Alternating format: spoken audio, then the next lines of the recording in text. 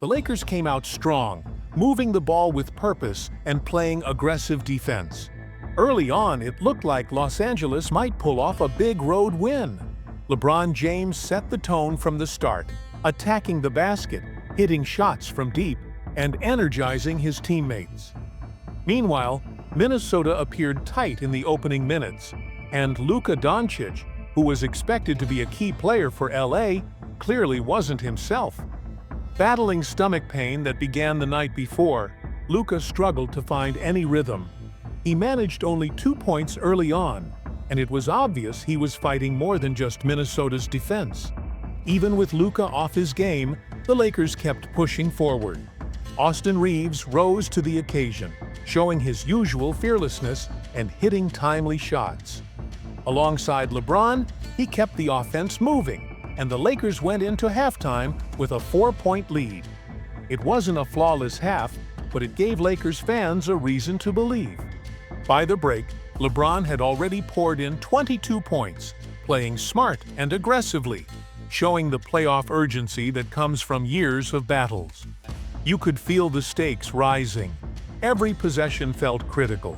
Every shot carried extra weight. However, everything changed after halftime. The Lakers' offense froze. Shots that had fallen earlier began clanking off the rim. Open looks turned into rushed attempts, and even easy layups rimmed out. On the other side, the Timberwolves found their rhythm.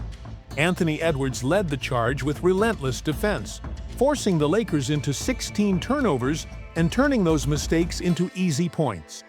Each time LA tried to rally, Minnesota answered with a three-pointer or a fast break dunk. The energy inside Target Center kept rising, boosting the Timberwolves' confidence. Still, it wasn't a blowout yet. Late in the third quarter, just when Minnesota seemed ready to pull away, Luka Dončić gave LA a spark. Pushing through the pain, he nailed a difficult, high-arcing three that cut the deficit back to 2 points heading into the fourth quarter. It was a reminder that anything can happen in the playoffs. One run, one defensive stand, or one superstar moment could shift everything. For a few minutes, it really felt like the Lakers might steal the game. The fourth quarter became a war of wills. Every possession was a fight. Both teams traded buckets, fouls, and momentum. The Lakers battled back and even tied the game at one point. LeBron stayed aggressive. Reaves kept finding ways to contribute. The defense tightened up. The Lakers refused to go away quietly, but then Anthony Edwards took over. With under 2 minutes left, he hit back-to-back three-pointers that gave Minnesota crucial breathing room. The Lakers, drained and scrambling, couldn't answer. The final minutes slipped away, and with them, the Lakers' hopes of stealing a vital road win. The final score: Timberwolves 116, Lakers 104. Despite the loss, LeBron James reminded everyone why he remains one of the most dangerous players in the league, even at 40 years old. He finished with a dominant double-double: 38 points, 10 rebounds, 4 assists, 2 steals, and 2 blocks. He shot 55.6% from beyond the arc, leading the team not just in points, but in heart and effort. It wasn't just about the stats. It was the way he played. Every aggressive drive, every defensive rotation, every pep talk with teammates. LeBron did everything he could to lift his team.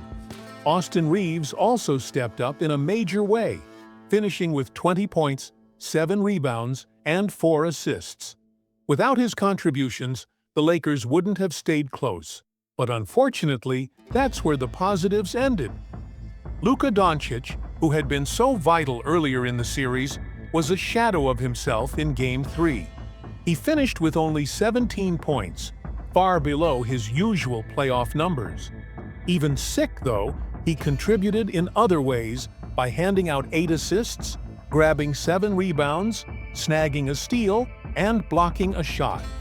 He fought hard, no doubt, but it was clear the illness had sapped his energy, dulled his explosiveness, and limited his overall impact. The Lakers needed more help around their stars, but they didn't get it. Outside of LeBron, Reeves, and a hampered Luka, no other player reached double figures in scoring. The bench combined for only 19 points, not nearly enough for a playoff game on the road.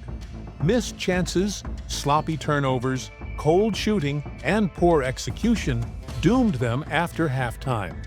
Against a young athletic team like Minnesota, those mistakes proved too costly. Now the Lakers are in a tough spot. They trail in the series, Minnesota has momentum, and Luka's health is a major concern. There's no time to dwell. Adjustments are needed. The role players must step up. LeBron and Reeves cannot do it alone, not against a Timberwolves team that smells blood. Game 4 looms large, and it's do-or-die time for Los Angeles. Can the Lakers bounce back? Can Luka recover in time? Can LeBron lead one more playoff run? Only time will tell. But if the Lakers hope to keep their championship dreams alive, they'll have to fight harder than ever. Right now, at the worst possible moment, Luka Doncic's health is a huge question mark, causing serious concern among the team and fans alike. During Game 3, it was revealed that Luka was battling a stomach virus. Instantly, an already intense matchup turned into a nerve-wracking night for the Lakers faithful. Luka, the heart and soul of this team, was doing everything just to stay upright, let alone dominate as he usually does. ESPN's Lisa Salters reported that Luka had been fighting the illness for about 24 hours. Head coach J.J. Redick confirmed mid-game that Luka had not been feeling well since Thursday night. He struggled to sleep and spent much of Friday vomiting. By the time he stepped onto the court, he was already drained, trying to muster the energy to compete. And you could see it. Luka wasn't himself, the one who controls the tempo, picks defenses apart, and dazzles the crowd. This version of Luka moved slower, struggled for every sprint, every shot, and every pass. When the second half began, Luka wasn't even on the floor. Gabe Vincent started the third quarter, while Luka stayed in the locker room trying to recover. When Luka finally returned about a minute into the second half, it was clear. It would be an uphill battle for both him and the Lakers. He was giving it everything he had, but his body simply wasn't cooperating. His weakness was visible. His energy was depleted. That killer instinct we expect in the playoffs had been dulled by the illness. And now, time is running out. Game 4 is approaching fast, and recovering fully from a stomach virus in just a few days is a big challenge, even for an elite athlete like Luka Dončić. These kinds of illnesses don't just sap strength for a few hours. They dehydrate you, drain your energy, leave your body aching, and dull your reflexes. Full recovery typically takes days, not hours. The fact that Luka didn't address the media after Game 3 says a lot. Instead, he stayed behind the scenes, still receiving treatment. It's a worrying sign, not just for Luka's health, but for the Lakers' playoff hopes. The truth is, the Lakers need more than just Luka's presence. They need the true Luka, the floor general, the offensive engine. Anything less, and the team's chances take a serious hit. Game 4 isn't just another playoff game, it's a must-win. Another loss would leave the Lakers in a nearly impossible hole to climb out of. Without a near-healthy Luka, that task becomes nearly impossible. The Timberwolves are surging with confidence. Their crowd is ready to explode. Their defense senses weakness. They know the Lakers are vulnerable, and they will attack hard and fast. If Luka cannot play close to his best, the Lakers' fight will not just be physical, it will be mental too. Staying locked in, finding ways to score, and believing they can still win without their primary creator will test every ounce of this team's resilience. Right now, the Lakers are holding their breath. They are trusting their medical team, trusting Luka's toughness, and hoping he can somehow bounce back to save their season. For Luka, for the Lakers, for a city that still believes in playoff magic, The question isn't just whether Luka will play, it's whether Luka will be Luka. And everyone knows that's the difference between survival and an early exit. Even with LeBron and Luka leading the way, cracks are starting to show. The Lakers are leaning heavily on their two stars, and when either struggles, the team's vulnerabilities become clear. Despite their talent, the Lakers sometimes falter when their supporting cast doesn't step up. It's an issue the front office knows well, and behind the scenes, they're reportedly looking for ways to strengthen the roster both for this playoff push and beyond. That's where Kyle Lowry's name comes into play. Lowry, a former NBA champion and six-time All-Star, will be a free agent this summer after his contract with the 76ers expires.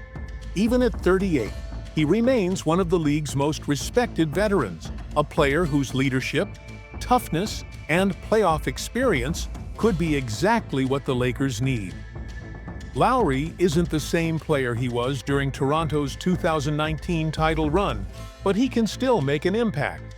This season, he showed flashes of his old self, hitting clutch threes, setting the defensive tone, and running the offense with steady hands. Over his career, he has been a reliable three-point shooter, hitting nearly 37% from beyond the arc. That kind of spacing could be critical for a Lakers team that depends heavily on Luka and LeBron to create driving lanes. Imagine Lowry spotting up for open threes when defenses collapse on Luka or LeBron. Imagine him taking some ball handling pressure off Luka, allowing him to save energy for crunch time. It's not just about stats. It's about the steady, calming influence he could bring during chaotic playoff moments. Dean Simon of Sporting News captured it well, noting that Lowry could be an impactful player in spot minutes for a Lakers squad chasing another championship. Another reason the move makes sense is the cost. Signing Lowry would likely only require a veteran minimum contract, a low-risk move with potential high reward. It's the type of smart addition serious title contenders make. The Lakers wouldn't have to sacrifice future flexibility or gut their roster. They'd simply add a proven winner at the perfect time. They've done it before, picking up key veterans during their 2020 title run who ended up making big plays when it mattered. Kyle Lowry could fit right into that tradition. Of course, it all comes down to timing, fit, and whether Lowry wants to join. At this point in his career, he'll likely seek a team where he has a real shot at another ring. If the Lakers push deeper into the playoffs, they could become a very attractive landing spot, a team led by legends, hungry for another championship, and needing exactly what Lowry brings. For the Lakers, it's about seizing every opportunity while Luka and LeBron are still performing at an elite level. Windows like this don't stay open forever. Adding someone like Kyle Lowry might be the move that helps keep that window open just a little longer. In a postseason where every possession matters, sometimes the smartest move is betting on experience.